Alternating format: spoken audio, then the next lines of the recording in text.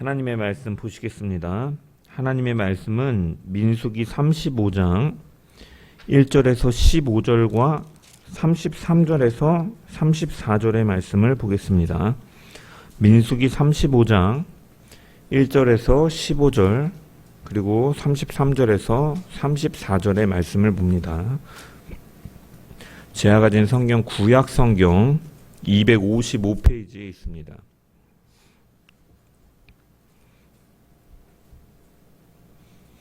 제가 하나님의 말씀을 봉독합니다.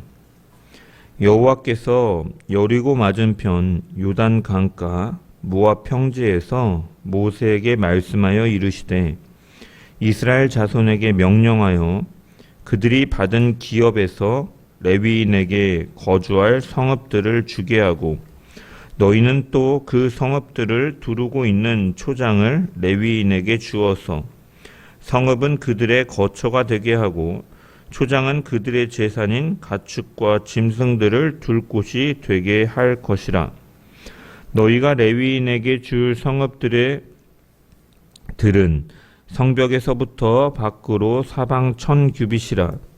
성을 중앙에 두고 성밖 동쪽으로 2000규빗, 남쪽으로 2000규빗, 서쪽으로 2000규빗, 북쪽으로 2000규빗을 측량할지니 이는 그들의 성읍의 들이며 너희가 레위인에게 줄 성읍은 살인자들이 피하게 할 도피성으로 6성읍이요 그 외에 42성읍이라. 너희가 레위인에게 모두 48성읍을 주고 그 초장도 함께 주되 너희가 이스라엘 자손의 소유에서 레위인에게 너희가 성읍을 줄 때 많이 받은 자에게서는 많이 떼어서 주고 적게 받은 자에게서는 적게 떼어 줄 것이라. 각기 받은 기업을 따라서 그 성읍들을 레위인에게 줄지니라. 여호와께서 또 모세에게 말씀하여 이르시되 이스라엘 자손에게 말하여 그들에게 이르라. 너희가 요단강을 건너 가나안 땅에 들어가거든 너희를 위하여 성읍을 도피성으로 정하여 부지 중에 살인한 자가 그리로 피하게 하라. 이는 너희가 복수할 자에게서 도피하는 성을 삼아 살인자가 회중 앞에 서서 판결을 받기까지 죽지 않게 하기 위함이니라. 너희가 줄 성읍 중에 6을 도피성이 되게 하되 세 성읍은 요단 이쪽에 두고 세 성읍은 가나안 땅에 두어 도피성이 되게 하라. 이 6성읍은 이스라엘 자손과 타국인과 이스라엘 중에 거류하는 자의 도피성이 되리니 부지 중에 살인한 모든 자가 그리로 도피할 수 있으리라. 이어서 33절에서 34절 말씀을 봅니다. 너희는 너희가 거주하는 땅을 더럽히지 말라. 피는 땅을 더럽히나니 피 흘림을 받은 땅은 그 피를 흘리게 한 자의 피가 아니면 속함을 받을 수 없느니라. 너희는 너희가 거주하는 땅, 곧 내가 거주하는 땅을 더럽히지 말라. 나 여호와는 이스라엘 자손 중에 있음이니라. 아멘. 말씀을 통한 주의 은혜와 평강이 모인 모든 자들 가운데 넘치기를 축원합니다. 우리는 지난 시간 민수기 34장을 통해서 하나님께서 가나안의 동서남북의 경계를 정하시는 말씀을 살펴보았습니다. 이스라엘 백성은 아직 들어가지도 않은 땅이었지만 하나님께서는 그곳을 이미 너희의 기업이라고 선언하셨습니다. 또한 기업으로 주신 가나안의 동서남북 경계를 분명히 하셨습니다.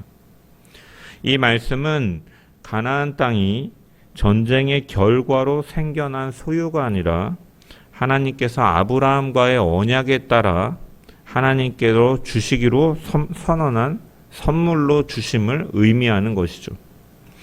하나님께서는 그 땅을 너희의 기업이라 선언하시고 그 경계까지 정하시고 있기 때문에 그 기업의 주인은 바로 하나님이심을 나타내고 있습니다. 그래서 우리는 하나님께서 주시는 기업은 우리가 쌓아 올린 공로나 능력의 결과가 아님을 발견할 수 있죠. 우리에게 주어지는 구원도 은혜도 하늘의 유업도 하나님이 선언하신 선물인 것입니다. 그러므로 신앙이라는 것은 내가 무엇을 얻어내기 위한 싸움이 아니라 하나님이 주신 것을 신뢰하며 살아가는 것이 바로 신앙이죠. 그래서 불평하면서 내 힘으로 더 가지려고 하는 것이 아니라 이미 받은 것을 바로 하나님께서 주신 것임을 고백하는 가운데 감사하며 그 자리에서 충성되이 살아가는 것이 바로 신앙의 삶입니다. 또한 가나안의 경계 중에 우리가 주목해 봐야 될 부분이 바로 가데스 바네아가 경계에 포함되어 있다라는 사실이죠. 가데스 바네아는 광야 1세대가 불신앙으로 인해서 물러섰던 자리였지만 하나님께서는 그 땅을 여전히 기업으로 분류하고 계십니다. 왜냐하면 하나님의 약속은 인간의 신실함에 달려있는 것이 아니라 하나님의 신실하심에 달려있기 때문이죠. 그리고 이 사실은 우리에게 큰 위로가 됩니다. 우리의 연약함이 하나님의 약속을 취소시키지 못한다라는 것이죠. 그러나 이 위로가 우리를 그렇기 때문에 안일하게 만드는 것이 아니라 오히려 하나님의 신실하심을 신뢰하기 때문에 우리는 그 부르심 앞에 다시 일어나 믿음으로 걸어갈 수가 있는 것이죠. 그래서 하나님의 그 변치 않으심 신실하심은 우리를 다시 소망을 바라보게 하시고 걸어가게 하시는 은혜의 부르심입니다. 그러므로 우리는 그 약속을 바라보면서 믿음으로 누려야 되는 것이죠. 가데스 바네아에서의 백성은 약속을 몰랐던 것이 아닙니다. 하나님께서 그 땅을 주시겠다고 하신 말씀을 들었지만 그들은 믿음으로 받아들이지 못하고 현실을 바라보며 물러섰죠. 오늘 우리도 그리스도 안에서 이미 하나님의 자녀라고 선언되었습니다. 의롭다 하심을 받았고 하나님의 유업을 약속받았습니다. 그러나 삶 속에서 여전히 염려에 사로잡히고 우리는 하나님을 신뢰하기보다는 우리의 계산과 두려움에 따라 움직일 때가 많이 있죠. 그럴 때마다 우리가 기억해야 될 것은 우리는 하나님께서 그 신실하심으로 약속을 이뤄가시고 하나님의 약속은 변치 않음을 기억하면서 하나님께서 주신 약속과 그 기업을 붙들고 믿음으로 신뢰의 걸음을 걷는 우리 모두가 되어야 될 줄 믿습니다. 그렇다면 이렇게 주신 기업 안에서 믿음으로 살아간다라는 것은 믿음으로 그것을 누리며 살아간다라는 것은 무엇을 의미하는가? 하나님께서는 민수기 33장 마지막에서 우리가 분명히 말씀하신 것을 살펴보았죠. 그 땅에 들어가면 원주민을 몰아내고 우상을 제거하고 산당을 헐라고 말씀하셨습니다. 왜 그렇습니까? 그 땅은 하나님께서 주신 기업으로 기업은 거룩하게 구별되어야 됐기 때문이죠. 그렇지만 이 우상을 제거하라는 명령만으로 공동체가 그 안에 살아가는 공동체가 거룩해지는 것은 아닙니다. 거룩은 단지 외부에 있는 것만을 없애는 것으로 끝나는 것이 아니라 그 거룩이 지속되기 위해서는 그 내부에 말씀이 살아 있어야 되고 하나님의 공의가 바로 서야 되고 생명이 보호되는 인애가 있어야 되기 때문이죠. 그것이 바로 하나님의 공의와 인애를 드러내는 삶이 그 중심 가운데 있어야 그 공동체가 비로소 거룩한 것이죠. 그래서 하나님께서는 기업을 주신 뒤에 그 기업 안에 그 공의와 인애가 흐를 수 있는 질서를 세우시는 것이 바로 오늘 본문이 속한 민수기 35장의 말씀입니다.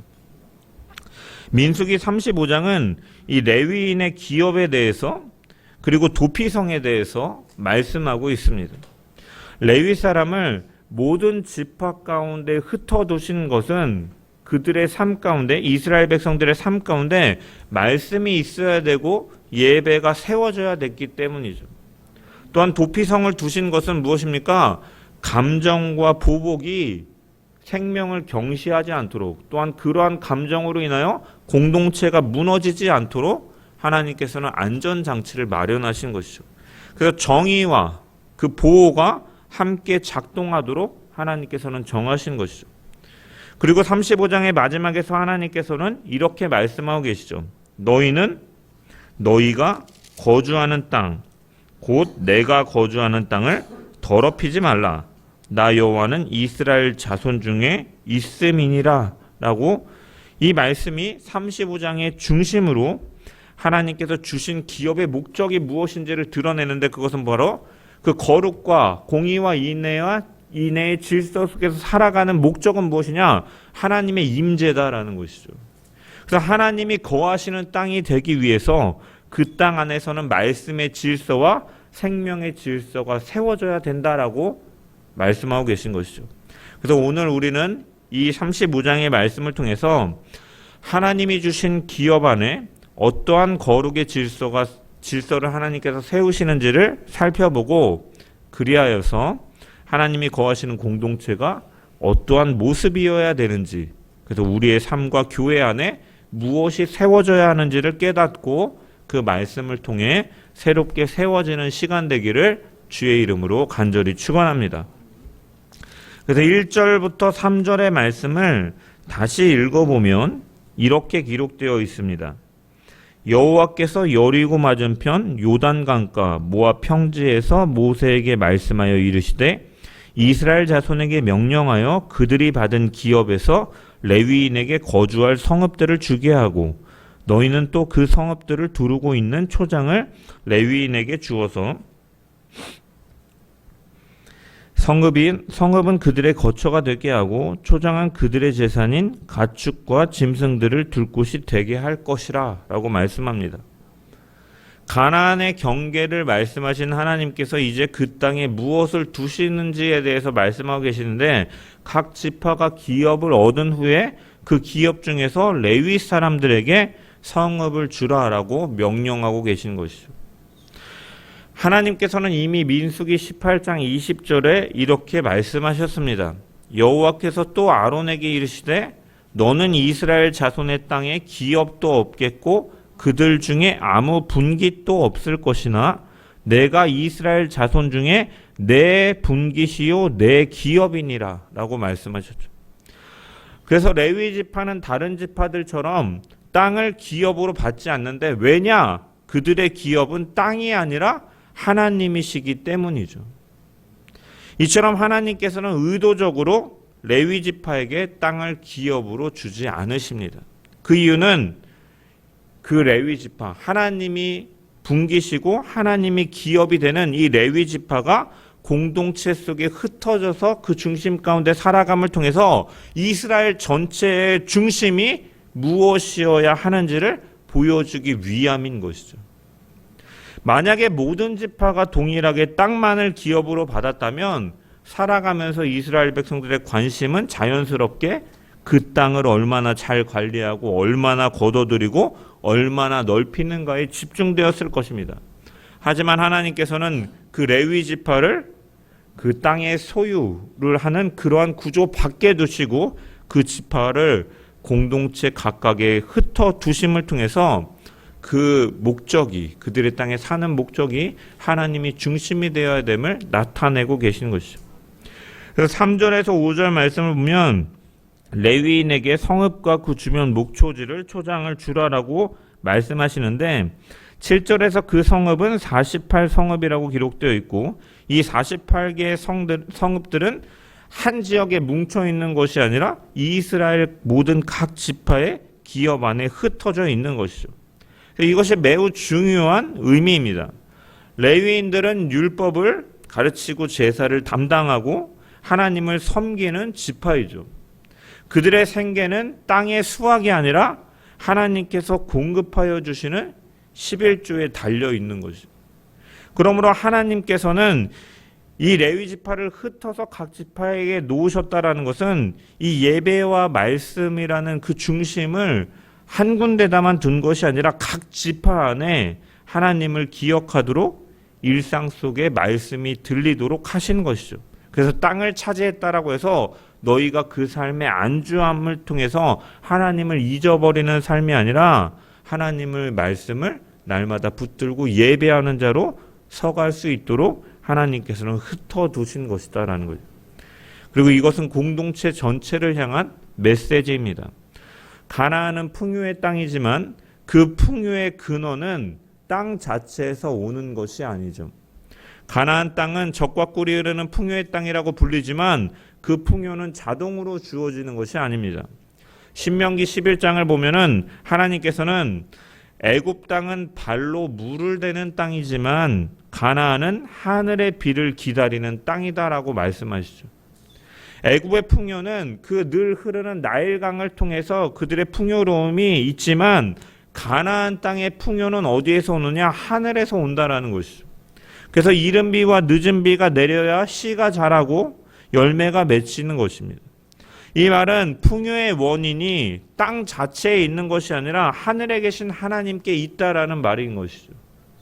그래서 가나안에 산다는 것은 좋은 땅을 차지했다라는 그런 안정감 속에서 사는 것이 아니라 하나님을 의지하는 삶으로 살아가는 것이죠. 또한 하나님께서는 레위인에게 성읍만 주신 것이 아니라 이 초장도 함께 주고 계신데, 본문을 보면 성읍은 그들의 거처가 되게 하고 초장은 그들의 가축을 둘 곳이 되게 하라라고 말씀하고 계시죠. 레위인들은 다른 지파들처럼 넓은 땅을 기업으로 받지 않지만 공동체 가운데 살아갈 수 있는 최소한의 삶의 기반을 기업들이, 그 지파들이 마련할 수 있도록 하고 계신 것이죠. 그래서 레위인의 삶은 공동체 전체의 책임 속에서 유지되어지는 모습이었다라는 것이에요. 하나님께서는 다른 지파들에게 레위인들을 위해서 성읍을 내어주게 하셨고, 또한 민수기와 신명기에 반복해서 말씀하시는 것처럼 11조를 통해서 이 레위인의 생계를 공급하도록 하셨다라는 거죠. 다시 말해서 레위인은 자신의 땅을 경작하면서 살아가는 지파가 아니라 공동체가 하나님께 드리는 것을 통해서 살아가는 지파였다라는 거예요. 그리고 이것이 매우 중요한 의미를 담고 있는데, 하나님을 섬기는 사역과 공동체가 분리된 일이 아니다라는 것을 보여주는 것이죠. 그래서 이스라엘은 자기 땅 안에 레위인이 거하게 해야 했고, 그들의 생계를 책임져야 됐고, 그들과 함께 하나님을 섬기는 삶을 살아가도록 하나님께서는 의도하신 것이죠. 말씀을 가르치고 하나님 앞에 제사를 드리는 일은 몇몇 사람들의 사역만이 아니라 공동체가 함께 붙들어야 되는 일로서 하나님께서는 그 땅을 명령하시고 그러한 구조를 말씀하고 계신 것입니다. 그래서 33장에 하나님께서는 분명히 말씀하셨죠. 우상을 몰아내고 산 땅을 헐라. 그러나 우상을 제거한다고 해서 곧바로 하나님 중심의 공동체가 되는 것이 아니죠. 빈자리를 하나님으로 채우지 않는다면 다른 것이 다시 그 자리를 차지하기 때문에, 그래서 하나님께서는 이스라엘이 어디에 사서 살든지 그 중심에 레위인이 있도록 하신 것이죠. 그래서 그들은 율법을 가르치고 하나님을 기억하게 하고 공동체가 하나님을 잊지 않도록 하는 역할을 감당합니다. 그래서 레위 지파에게 땅을 주지 않으신 것은, 땅을 기업으로 주시지 않은 것은 공동체 한가운데 하나님이 이 기업인 지파를 세워두신 것이고, 그것은 너희의 기업이 땅이 아니라 하나님임을 끊임없이 보게 하는 장치다라는 거죠. 그래서 하나님이 중심이 되지 않으면 기업이 곧 우상이 되고 거룩은 유지될 수가 없기 때문에 하나님은 이렇게 말씀하고 명하고 계시는 것이죠. 오늘날 우리도 마찬가지입니다. 하나님은 우리에게 기업을 약속하셨죠.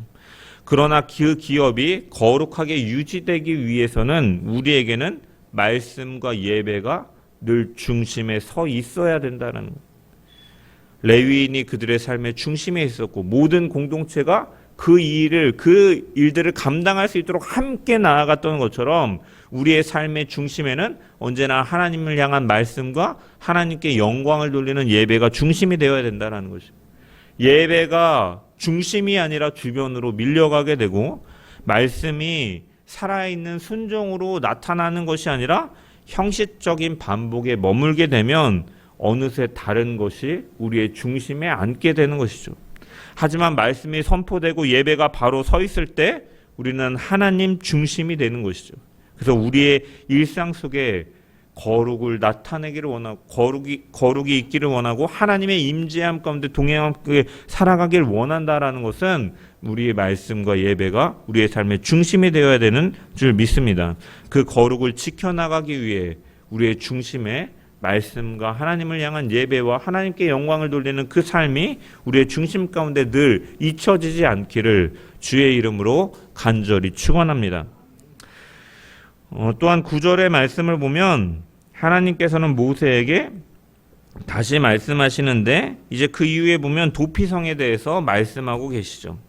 그래서 11절과 12절의 말씀을 보면 너희를 위하여 성읍을 도피성으로 정하여 부지 중에 살인한 자가 그리로 피하게 하라.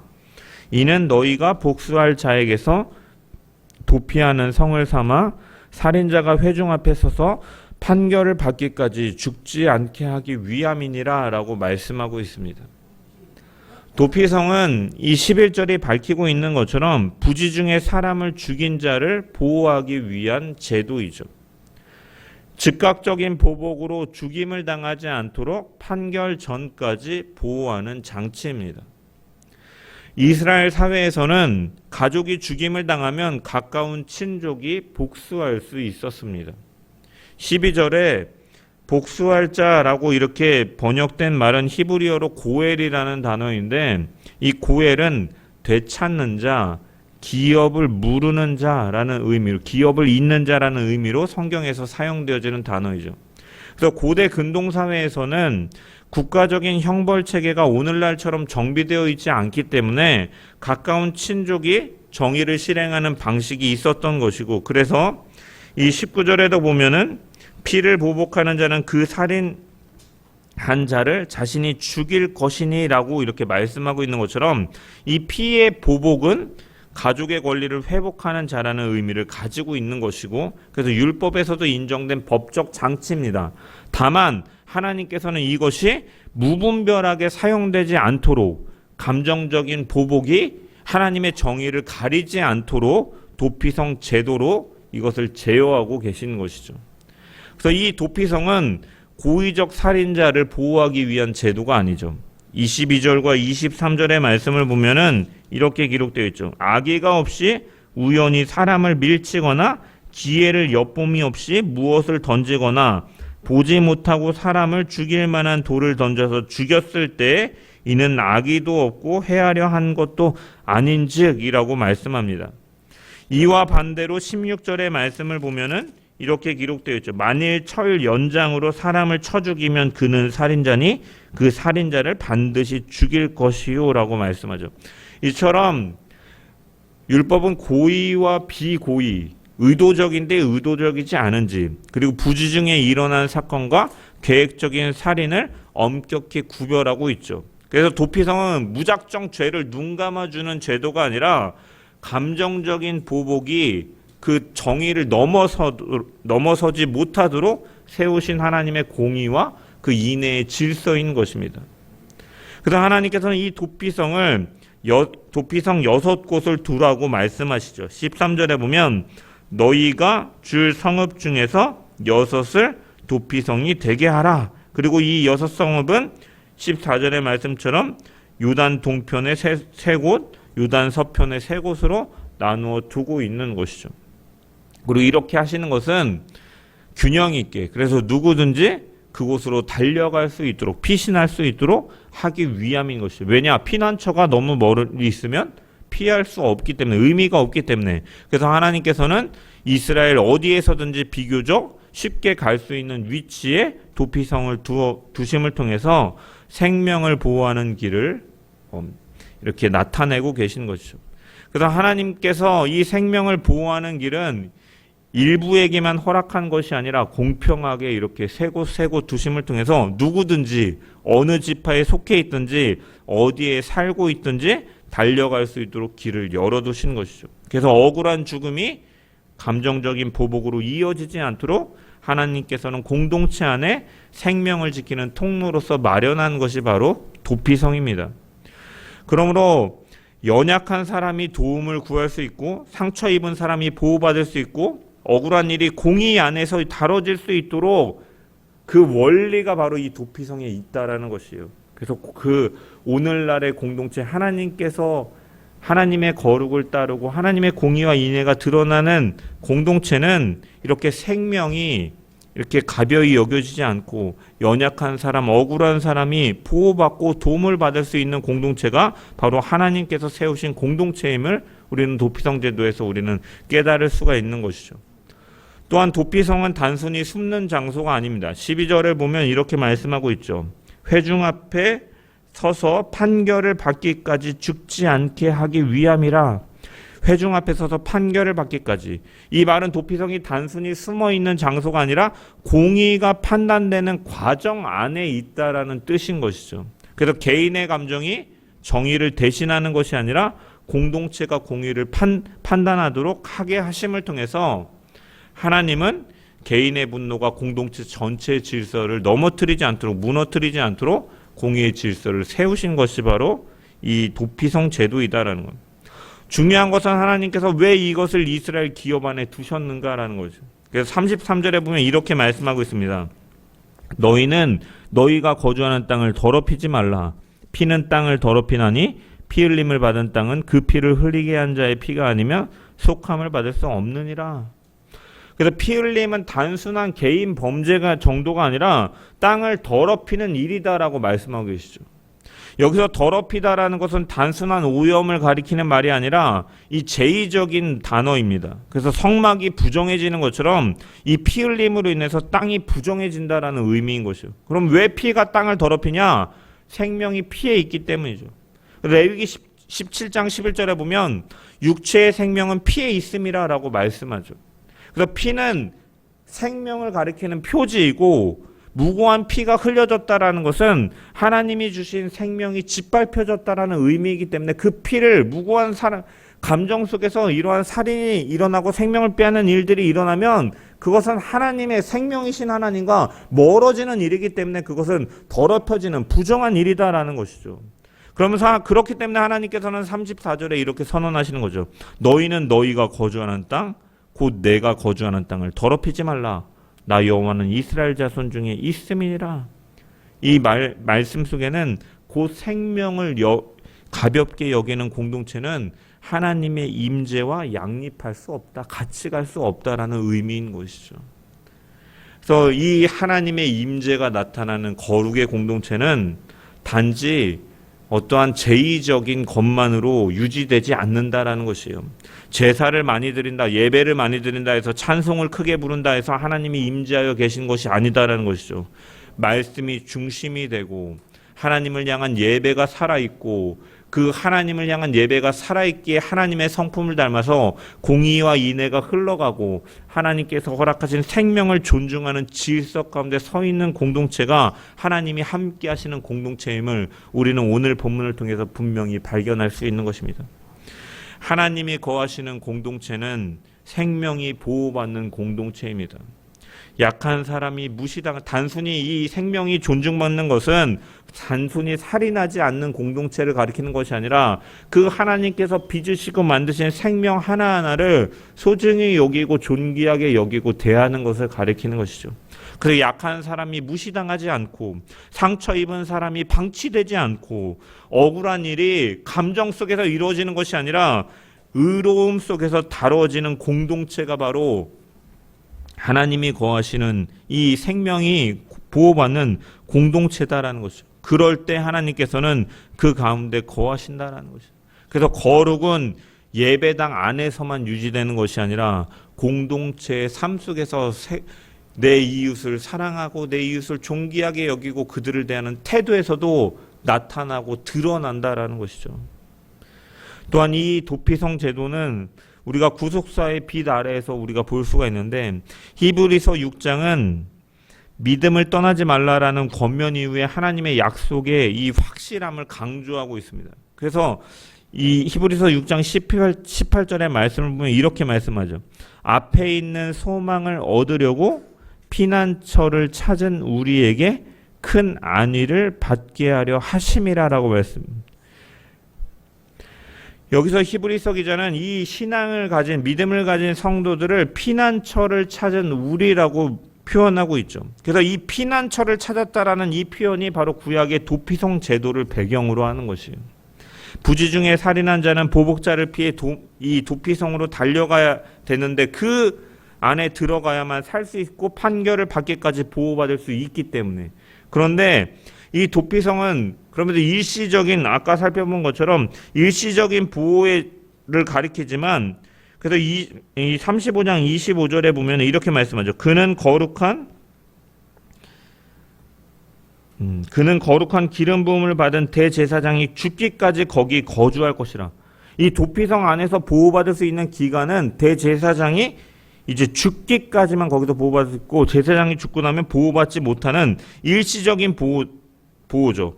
그런데 이것이 우리의 신약에서 어떠한 의미로 다가오냐? 우리에게는 영원한 대제사장이 있다라고 히브리서 기자는 말씀하죠. 히브리서 7장을 보면은 예수 그리스도는 영원한 대제사장이다라고 증언합니다. 그리고 그분은 단번에 자신을 들여 속죄를 이루셨고, 그분은 영원토록 주와 그리스도가 되심으로 통치하시는 분이시죠. 그러므로 우리는 예수 그리스도를 통해서 피난처를 찾은 우리는 유업을 얻는 자들인데, 그것은 임시로 잠깐의 용서를 받고 보호를 받는 존재가 아니라 영원한 그 대제사장의 죽음과 부활 안에서 완전한 피난처를 얻은 자들이다라고 성경은 말씀하고 있다는 것이죠. 또한 도피성은 이 판결이 내려지기까지 그 공의가 유예되는 공간이지만, 그리스도의 십자가에서는 공의가 완전히 이루어진 것이죠. 따라서 우리는 심판을 미룬 보호를 받은 자들이 아니라 공의가 성취된 십자가 안에서 완전한 구원을 받은 자다라는 것이죠. 그래서 우리는 피난처를 찾은 자들이고 그리스도 안에서 큰 안위를 얻은 자들이다라는 거예요. 그러므로 이 도피성은 단순히 위로로 끝나는 것이 아니라, 이 도피성으로 달려가 살았던 것처럼 우리는 그리스도의 십자가로 달려가야 살 수 있음을, 생명을 얻을 수 있음을 발견하고, 우리는 그 피난처를 얻은 자들로서 우리는 심판이 취소될 수 있음을, 지연될 수 있는 것이 아니라 완전한 그 그리스도의 공의를 이루심을 통해서 우리에게는 완전한 유업으로 주어졌고, 완전한 피난처로 은혜 가운데 옮겨진 자임을 우리는 고백할 수가 있는 것이죠. 이 도피성을 해서 예수 그리스도의 이제 나중에 완전한 속죄와 완전한 보호와 이 완전한 안전을 가리키는 예표다라는 것이죠. 그래서 이 도피성 제도가 결국은 하나님의 공의와 인애 속에서 생명을 존귀히 여기고 그 생명을 가치 있게 여기며 그 인애를 드러내며 살아가는 공동체로서 서는 것이 거룩한 공동체임을 드러내는 것처럼, 그 완전한 도피성, 완전한 피난처 대신 예수 그리스도 안에 있는 자는 결코 우리 역시도 생명을 가볍게 여기며 살아갈 수 없다라는 것이죠. 하나님의 거룩을 이뤄가는 공동체, 하나님이 임재하는 공동체, 하나님께 함께하는 성도는 그 생명을 가벼이 여기는 존재가 아니다라는 것이에요. 그래서 내 감정이 앞선 말 한마디로 사람을 무너뜨리고도 아무 일 없는 것처럼 살아갈 수 없는 자들, 상처를 주고도 그럴 수 있다라고 넘길 수 없는 자들, 연약한 지체가 있는데 그 어려움을 겪고 있는데 모른 척할 수 없는 자들이 바로 그 완전한 피난처 안에 거하는 자들의 모습인 줄 믿습니다. 또한 피난처 안에 거하는 자는 정의를 무너뜨릴 수가 없는 거예요. 도피성은 완전한 죄악을 그냥 이렇게 어떠한 죄악이라도 가리는 것이 아니라 옳고 그름을 분명하게 나타내는 그 구분을 하는 것처럼, 마찬가지로 공의를 또한 나타내는, 그 하나님의 공의를 드러내는 공동체로 서가야 되는, 성도로 서가야 되는 것을 우리에게 교훈하여 주고 있고, 그래서 이 도피성 제도는 우리에게 또한 예수 그리스도의 그 피난처 되심이 어떠한 의미인지를 우리에게 교훈하여 주는 것이에요. 그래서 그리스도의 피로 살려낸 공동체이기 때문에 우리는 그 가운데서 하나님께서 이 생명을 보호하기 위해 이 도피성을 세우신 것처럼, 십자가는 우리를 살리기 위해 세워진 공동체고, 그 피로 구속을 받은 공동체는 생명을 소중히 여기고 하나님의 공의를 두려워하고 관계를 책임 있게 돌보는 백성으로 살아가야 됨을 우리는 분명하게 깨달을 수가 있는 것이죠. 우리는 거룩한 주의 백성이요, 그 완전한 피난처 되시는 예수 안에 거하는 성도입니다. 그래서 우리 역시도 이 피로 생명을 얻은 공동체로서 우리 역시도 생명을 소중히 여기고 하나님의 의를 드러내며 관계 속에서 그것 외면하고 무관심하게 살아가는 것이 아니라 더욱더 주께서 행하신 사랑으로 살아가며 책임 있게 돌보는 주의 백성들 되기를 주의 이름으로 간절히 축원합니다. 말씀을 마무리합니다. 하나님은 기업을 주셨고 그 기업의 목적은 그 땅에 하나님이 거하시기 위함이었다. 하나님의 영광을 드러내기 위함이었다라는 것이죠. 그래서 하나님은 그 기업 안에 질서를 세우십니다. 레위인을 두어서 말씀이 끊어지지 않게 하시고 예배가 중심에 서도록 하시며 땅이 기업이 아니라 그 땅을 기업으로 주신 하나님이 진정한 복이고 중심이 되어야 됨을 깨닫게 하시는 것이죠. 그리고 도피성을 두어서 생명이 보호되게 하시고 공의가 그러한 보복의 감정에 밀리지 않도록 하나님께서 하셨습니다. 이러한 것들을 통해서 기업은 하나님의 임재를 드러내는 공간이었음을 우리가 살펴보았죠. 그래서 오늘날 우리는 어떠한가? 고린도전서 3장 16절은 우리에게 말씀하죠. 너희는 너희가 하나님의 성전인 것과 하나님의 성령이 너희 안에 거하시는 것을 알지 못하느냐?